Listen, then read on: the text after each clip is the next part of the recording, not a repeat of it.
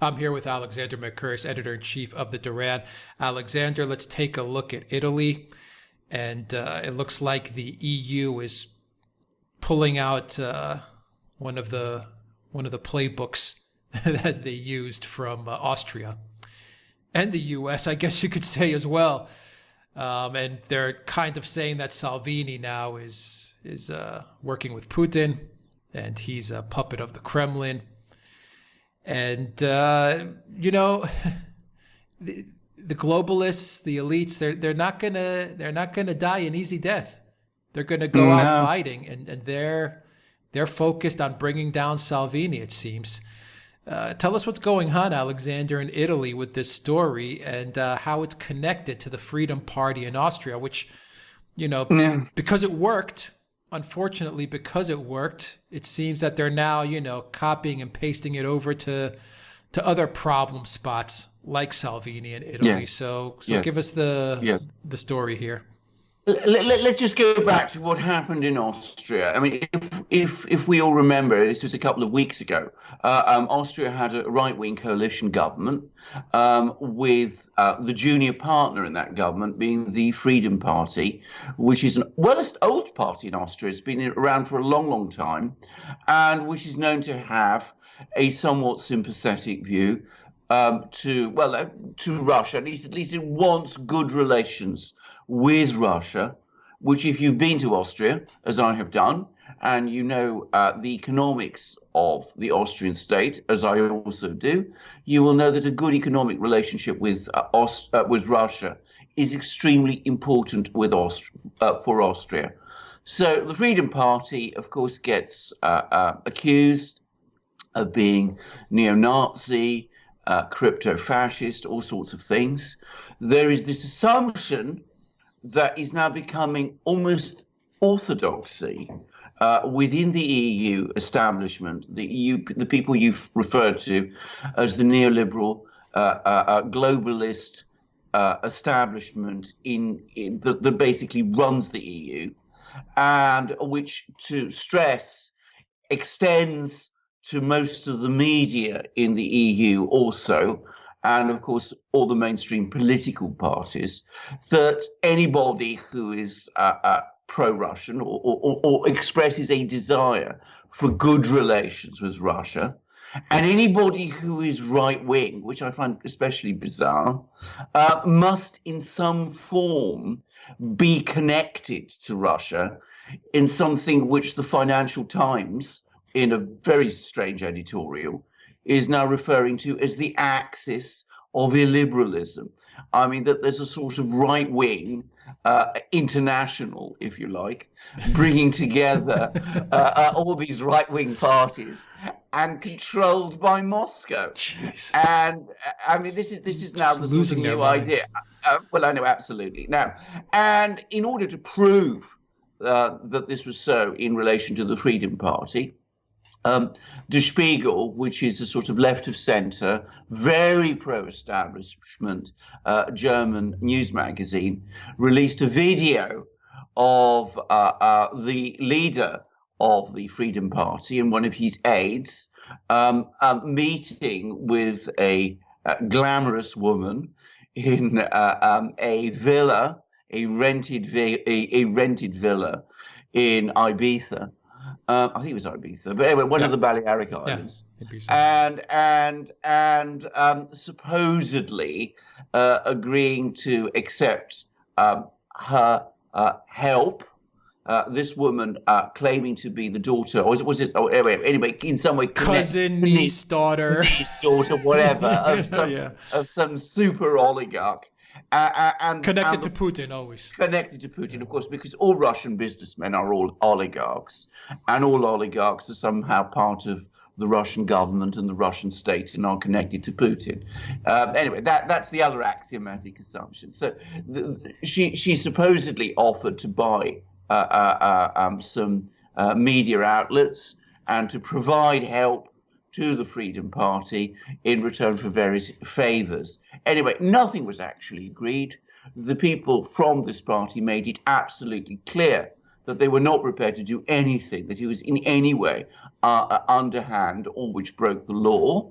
But nonetheless, the whole thing was sort of filmed because the villa was rigged with hidden cameras and hidden microphones.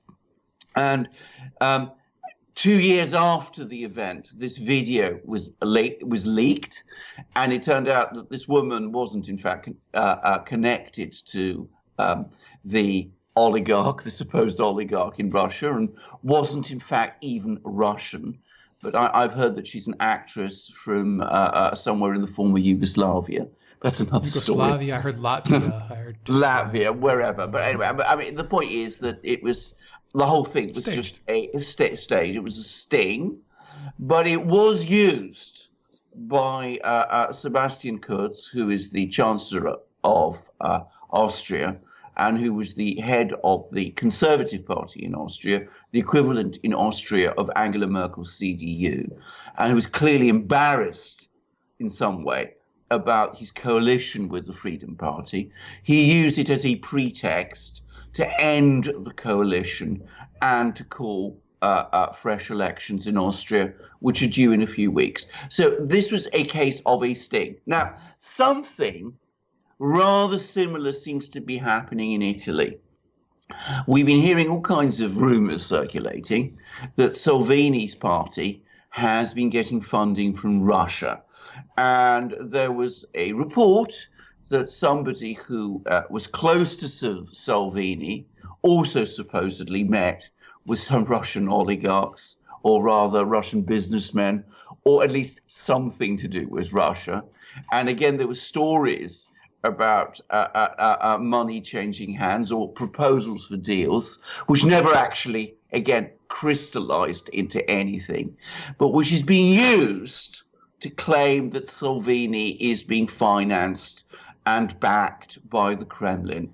Now, this has been said, as I said, about the Freedom Party in Austria. It's often been said about Marine Le Pen in France, that Putin and Russia somehow back her.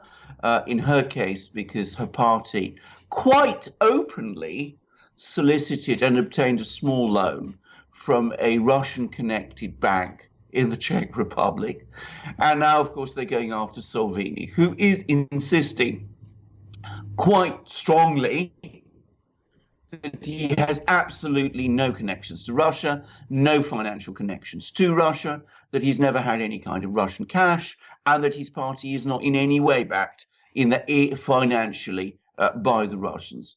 Of course, Salvini, like Marine Le Pen, like the Freedom Party in Austria, wants better relations with Russia, is skeptical about the sanctions, is hostile to the EU integrationist project, is resistant to immigration, and has talked about and is regularly referred to in the media as being ultra-right, in a way that sort of is intended to imply that he's some sort of fascist.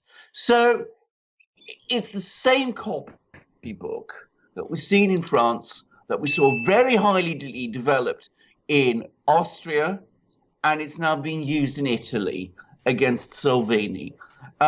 Salvini's come out fighting. It's having no effect, as far as I can see, on his popularity in Italy, which continues to grow. But I don't think it is any coincidence that it is happening alongside what is now increasingly looking like an international media campaign against him, with The Economist, for example, The Economist magazine in Britain, which is widely read in the United States, referring to Salvini as the most dangerous man in Europe, and with the Democratic Party in Italy, which is the party of the former Italian Prime Minister Matteo Renzi, the left of centre party, calling for an investigation, and even Salvini's junior coalition partner, the Five Star Movement, seeming to join in those calls also. So I am quite sure that Salvini will ride this out, but that's the background to the story. It is part of a media campaign against Salvini, and an attempt at a time when the EU looks increasingly fragile to discredit him as somehow an agent of the Kremlin. Now, I'm going to make one other very general point. I understand that the Freedom Party in Austria is showing great resilience in the opinion polls. It's not lost much support as a result of the sting that was perpetrated on a few weeks ago. There's no sign that Marine Le Pen has suffered as a result of all this connection to Russia that has been concocted around her. And there's no sign, as I said, that Salvini's popularity is in any way affected. So it's very strange to me that they continue with this very bizarre campaign of trying to prove Russian connections behind all these people, when firstly, there is no evidence that there is Russian connections, and secondly, there isn't really much evidence that it has much political or at least electoral effect. Yeah, Salvini is considered the de facto leader of Italy for the League Party, the North League Party, I believe, is the full name. And the person that you were referring to, his friend, his associate, was Gianluca Savioni, who was supposedly caught soliciting illegal party funding from 3 Russian nationals. If he really was, because as I said, I mean, we saw that with Austria, that wasn't really true. That was a sting, and I would not be at all surprised if this also turns out to be some kind of a sting. Right. It looks like it. I mean, I'm not saying it was. All I am saying is that it's been really, really interesting to see the kind of media campaign that's been orchestrated around this thing and how quickly it's taken off, and how many political parties in Italy and elsewhere are joining in this campaign. So, I mean, the other, of course, person who suffered to an extreme degree this insinuation that he's somehow backed by Russia is Donald Trump in the United States. Yeah. And Nigel Farage has also suffered similar allegations in Britain. But as I said, it's never really had much effect on the electoral support of any of these people. Yeah, it's a one-trick pony. That's all the neoliberals, the globalists, the autocrats have. I mean, everyone's a fascist when they are, in fact, the fascists. There's no doubt about it. Everyone is a fascist in their eyes. Yes. And everyone is a racist in their eyes. And they just use the same technique over and over again. But the troubling part with what happened in Austria and what's happening with Salvini is that they're actually creating now, they're fabricating these sting operations. Yes. I mean, they're using intelligence agencies, they're using, like you said, actresses and setting up cameras in Ibiza and different locations. They're actually actively trying to trap, leaders here who don't fall in line with their radical ideological authoritarian viewpoints. And that's what they did in Austria, and that's what they're trying to do to Salvini. And you're right, he's not losing popularity. He's gained popularity. Le Pen gained popularity. They swept the table in the EU Parliament elections, as well as Farage. They crushed it, all 3 of them. So they're not winning, the neoliberal globalists. They're unable to win, but they're still using these tactics, Alexander, and they're dangerous tactics. They're really underhanded and slimy and creepy kind of stuff that they're doing. And can I just add to those who say, Alex, that when you mention intelligence agencies, that this is an alarmist view, that editorial in the Financial Times, which I referenced, and which unfortunately we can't provide you with a link to because it's behind a paywall, that actually talks about the intelligence agencies supposedly being suspicious of the alleged Russian connections behind all of these people. Well, in the U.S., it was all intelligence. I mean, the entire weight of the FBI, the NSA, the CIA was trying to... Of course. I mean, to execute a soft coup against Trump. I mean... Absolutely. Trying to prove the existence, as I said, of this new right-wing international headed by Moscow, the Kremlin, of which, as I said, there's no evidence at all. There really isn't. I mean, this is completely fictitious. And Salvini has never made any secret of his wish for better relations between Italy and Russia. And I'm going to make another point here, which is, of course, something which I think people in Northern Europe and in the United States may not fully understand, which is that in Italy, there is no anti-Russian feeling to any great extent as there is in Northern Europe. I mean, there is no history of Russophobia of the kind that you find in Britain and the United States and the Netherlands and Germany even to work with. So it's a particularly foolish trick to try and play in Italy. And it's now taken some very bizarre turns because I don't think this is a complete coincidence. I mean, we've had this bizarre business about the raid on the actual neo-Nazi group, which I'm sure you've been informed about, Alex, in which turned up all these arms, all these weapons, right, including this surface-to-air missile that may have been sourced in Libya and which originated apparently in the United Arab Emirates, but which was apparently made in France. Anyway, what was really striking was how the media immediately assumed that this neo-Nazi group was somehow connected to Russia and had been fighting in Ukraine against the Ukrainians and on the side of the militias in the Donbass, when the police announcement was actually said the exact opposite, that this group actually had been involved in the fighting in Ukraine, but on the side of the Ukrainian government and against the militias in the Donbass. And I think there is a connection to Salvini in this story. Firstly, because of the way the media immediately, the international media, immediately rushed to the assumption that, as I said, this particular neo-Nazi group is pro-Russian, when it is actually intensely and furiously, violently anti-Russian. But also, it seems that Salvini is now saying that he tipped the police off, the Italian police off, about this group because he received reports from intelligence agencies, from presumably more neutral intelligence agencies, that there was a murder plot out against him. Now, I don't know the truth of all of this, but it's quite clear that this group is anti-Salvini, and yet there's again this media attempt to lump it with Salvini and to bring in Russia.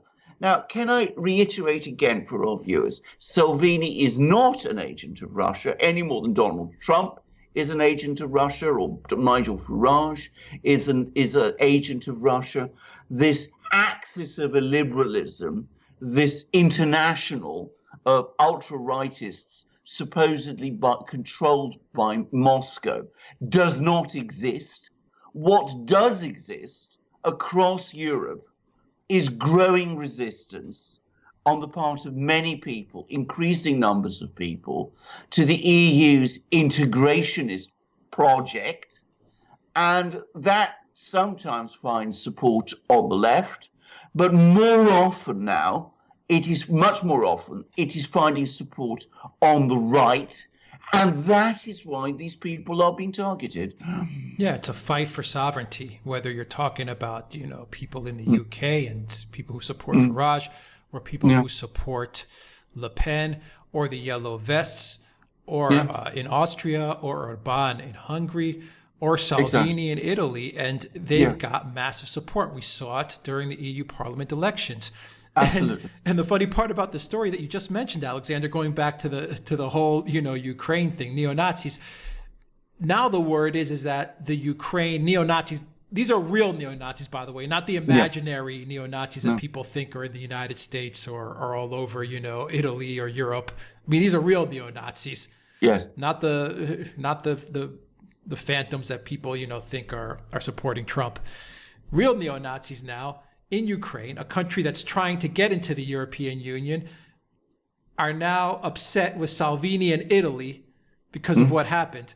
The neo-Nazis that the EU and the United States supported during the Maidan coup. So yes. Everything is backwards and upside down. Absolutely. Absolutely correct. That's entirely right. I mean, reality is being turned on its head.